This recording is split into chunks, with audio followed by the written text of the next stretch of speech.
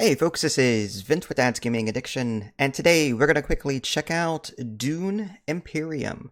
Now, this is the digital adaptation of the popular board game. I actually don't own the board game and can't really comment on how well that adaptation is, but I will say I am relatively new to this game, but I am having a blast with it. You can find it on Steam for about 23 bucks, although there is a 30% off sale until August 10th.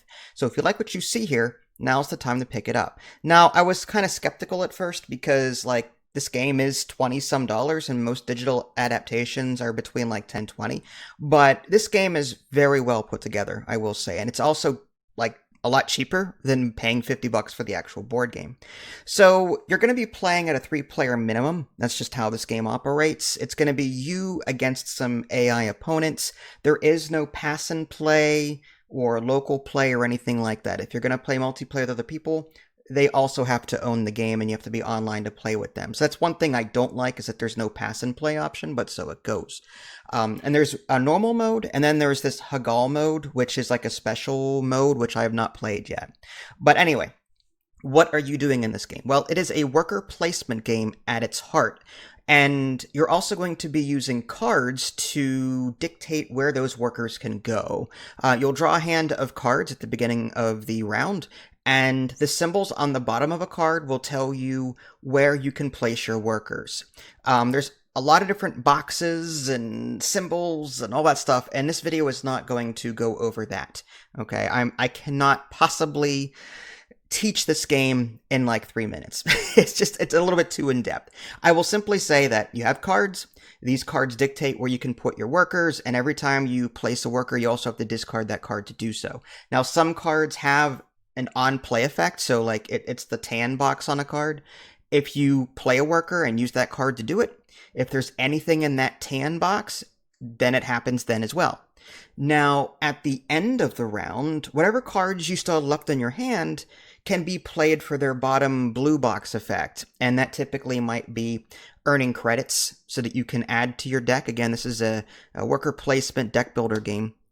And you can also earn military strength so that you can face off in the combat phase, which I'll get to in a little bit. So yeah, it's interesting. It's I've played worker placement games like Lords of Waterdeep, and I've played card games as well, and it's an interesting mix of the two.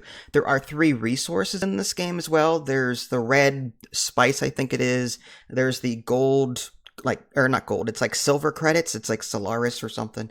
And then there's blue water. Okay, those are the 3 primary resources that you're going to be gaining and losing, and that's what you're fighting for control over. Now, there are other spots on the board where you can send your workers to that do other things. There's a whole diplomacy track on the left, for example.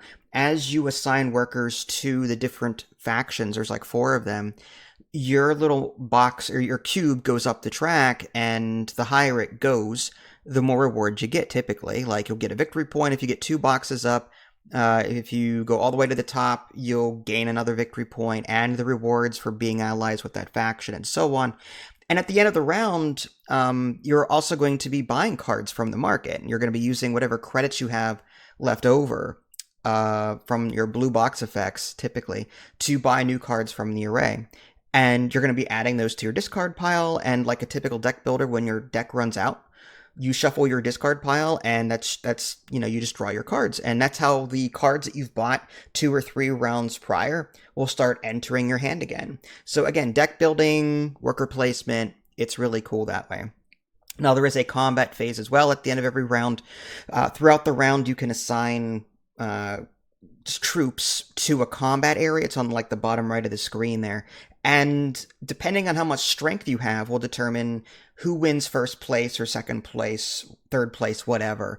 And each combat card, which is different every round, will tell you what the rewards are for each place. You might gain influence. You might gain that you can move up the diplomacy tracks. You might gain victory points. You might gain currency of some kind.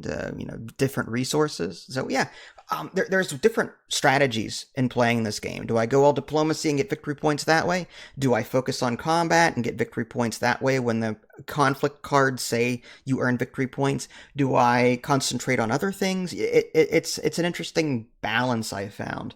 And it's not too At first I was like overwhelmed by it. Let's just say that it's the learning curve on this game is not easy. It's going to take a couple of plays. And I actually won my first game against the AI, and it was very close. I was leading in victory points. It was like 9 to 7 or something like that. And instead of placing my workers like I normally would every round, I kept all of the cards in my hand and revealed them to end my round, and all of the currency let me buy a card that gave me a victory point. The spice must flow, I think it is. That brought me up to 10 victory points, which will signal the end of the game. But the other AI opponents were still able to assign their workers as normal for that round, and I was biting my nails like, I hope that these one of these two AI opponents do not get more than 10. I was like wondering if they were able to do it. And I saw them putting troops down. I'm like, yes, because there's really no victory points to be won in the conflict phase.